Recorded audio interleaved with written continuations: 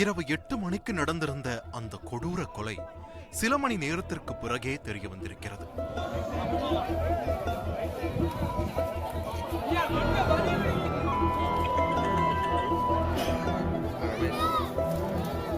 தகவல் அறிந்து போலீசார் வருவதற்குள் உறவினர்களும் ஊர்க்காரர்களும் அங்கு குவிந்திருந்தனர்.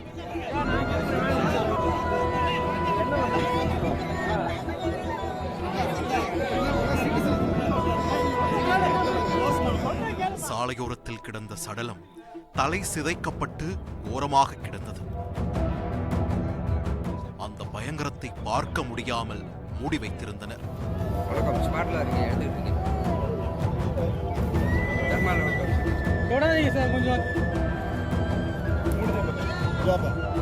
கூட்டத்தின் ஆதங்கத்தை ஓரளவு கட்டுப்படுத்திய காவல்துறை சடலத்தை மீட்டு வேடச்சந்தூர் அரசு மருத்துவமனைக்கு அனுப்பி வைத்தனர்.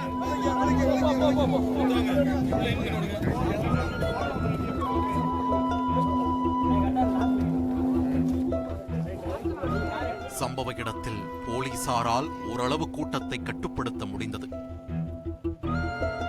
ஆனால் மருத்துவமனையில் நடந்தது அதற்கு நேர் எதிர்.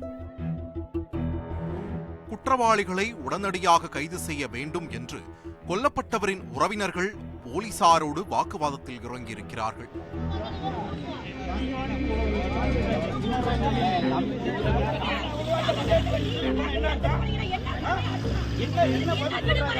நேரம் ஆக ஆக அந்த வாக்குவாதம் உக்கிரமாகி போராட்டமாக வெடித்தது. போலீசாரால் அவர்களை கட்டுப்படுத்த முடியவில்லை. சடலத்தை வேடச்சந்தூர் அரசு மருத்துவமனையில் இருந்து திண்டுக்கல் அரசு மருத்துவமனைக்கு அனுப்பி வைக்க முயன்றனர்.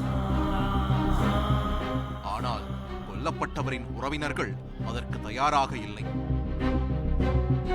உடனே குற்றவாளிகளை கைது செய்தாக வேண்டும் என்பதில் அவர்கள் உறுதியோடு இருந்தனர். ஆம்புலன்ஸ் கண்ணாடியை உடைத்து தங்கள் கோபத்தை வெளிப்படுத்தினர்.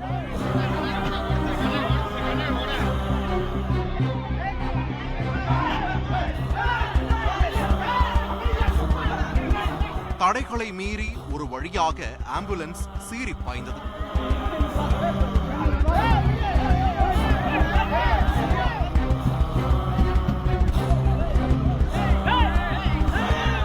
அதன் பிறகு போராட்டத்தில் ஈடுபட்டவர்களிடம் போலீசார் பேச்சுவார்த்தை நடத்தி அவர்களை சமாதானப்படுத்தி இருக்கிறார்கள்.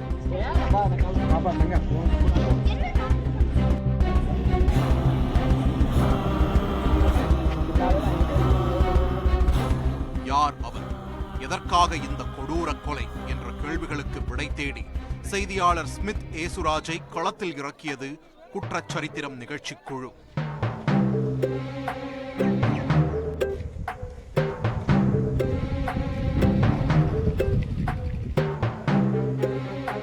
கொல்லப்பட்டவர் மாசி, 40 வயதாகிறது. திண்டுக்கல் மாவட்டம் வேடச்சந்தூர் அருகே உள்ள குன்னம்பட்டியைச் சேர்ந்தவர். திமுக வேடச்சந்தூர் தெற்கு ஒன்றிய பொருளாளராக உள்ளார். இவரது மனைவி முத்துமாரி நாகம்பட்டி ஒன்றிய கவுன்சிலராக உள்ளார். மாசிக்கு அரசியல்வாதி என்பது ஒரு முகம் என்றால் இன்னொரு முகம் ரியல் எஸ்டேட். அந்த பகுதியில் பிரபலமான ரியல் எஸ்டேட் அதிபராகவும் வலம் வந்திருக்கிறார். சம்பவத்தன்று இரவு மாசி பெருமாள் கவுண்டன்பட்டியில் உள்ள தனது தோட்டத்திற்கு இருசக்கர வாகனத்தில் சென்றுவிட்டு வீடு திரும்பியிருக்கிறார். அப்போது வேடச்சந்தூர் சமத்துவபுரம் அருகே ஒரு மர்ம கும்பல் அவரை வழிமறித்து அரிவாளால் சரமாரியாக வெட்டியிருக்கிறது. உயிர் பயத்தில் மாசி பைக்கை கீழே போட்டுவிட்டு தப்பி ஓடியிருக்கிறார். ஆனால் அந்த கும்பல் அவரை விடாமல் துரத்திச் சென்று தலை, கழுத்து, கை என வெட்டி சிதைத்துக் கொண்டிருக்கிறது. இந்த சம்பவம் தொடர்பாக வழக்கு பதிவு செய்த போலீசார் விசாரணையை தொடங்கி இருக்கிறார்கள்.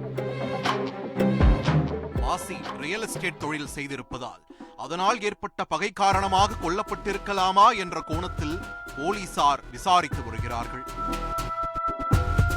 ஒரு சில நாட்களுக்கு முன் பக்கத்தில் உள்ள 2 ஊர்களைச் சேர்ந்தவர்களுக்கு டாஸ்மாகில் தகராறு ஏற்பட்டிருக்கிறது. அந்த தகராறை மாசி பஞ்சாயத்து பேசி தீர்த்து வைத்ததாக சொல்லப்படுகிறது. அந்த சம்பவத்தின் தொடர்ச்சியாக இந்த கொலை நடந்திருக்கலாமோ என்றும் போலீசார் சந்தேகமடைந்திருக்கிறார்கள். வேடசந்தூர் அருகே உள்ள புன்னம்பட்டியை சேர்ந்தவர் மாசி. இவர் வேடசந்தூர் திமுகவில் தெற்கு ஒன்றிய பொருளாளராக இருக்காரு. இவர் நேற்று தனது தோட்டத்துக்கு போயிட்டு ஒரு இருசக்கர வாகனத்தில் வரும்போது மர்ம நபர்களால் வெட்டி படுகொலை செய்யப்பட்டார். அதனைத் தொடர்ந்து வேடசந்தூர் போலீசார் இந்த சம்பவம் தொடர்பாக வழக்கு பதிவு செஞ்சு தீவிரமாக விசாரணை நடத்திட்டு வந்தாங்க. அந்த விசாரணையில பல திடுக்கிடும் தகவல்கள் வெளியானது. அதாவது கடந்த ஒரு வாரத்துக்கு முன்னாடி வேடசந்தூர்ல இருக்க ஒரு தனியார் மதுபான கூடத்துல மாசியோட தரப்பினரும் குறுக்கலையாம்பட்டியை சேர்ந்த சரவணன் மற்றும் அவரோட நண்பர் மதுமோகன் அவங்கள ட்ரிங்க்ஸ் சாப்பிட்டு இருந்திருக்காங்க. அப்ப அது ரெண்டு தரப்பினருக்கு முன்னே தகராறு ஏற்பட்டிருக்கு. அந்த தகராறை தொடர்ந்து ஒரு பேச்சுவார்த்தை கூட்டம் நடக்குது. அந்த பேச்சுவார்த்தைக்கு போன மாசி எதிர்த்தரப்பை சேர்ந்த வாலிபர்கள் அவங்கள கொன்றுவேன் அப்படிங்கிற மாதிரி கொலை மிரட்டல் விடுத்திருக்காரு. இதனால அந்த சரவணன் மற்றும் மதுமோகன் ஆகிய ரெண்டு பேர் மாசி நம்மளை கொன்றுவாரு அப்படிங்கிற பயத்துல அந்த வழியா தனியா வந்த மாசியை அருவாளால வெட்டி படுகொலை செஞ்சுட்டாங்க. இந்த நிலையில போலீசார் தங்களை தேடுவதை அறிந்த சரவணன் மற்றும் மதுமோகன் ரெண்டு பேருமே வாடிப்பட்டியில இருக்க போலீஸ் ஸ்டேஷன்ல சரண்டர் ஆயிட்டாங்க. பல்வேறு கோணங்களில் மாசியின் மரணம் தொடர்பாக போலீசார் விசாரித்து வருகின்றனர்.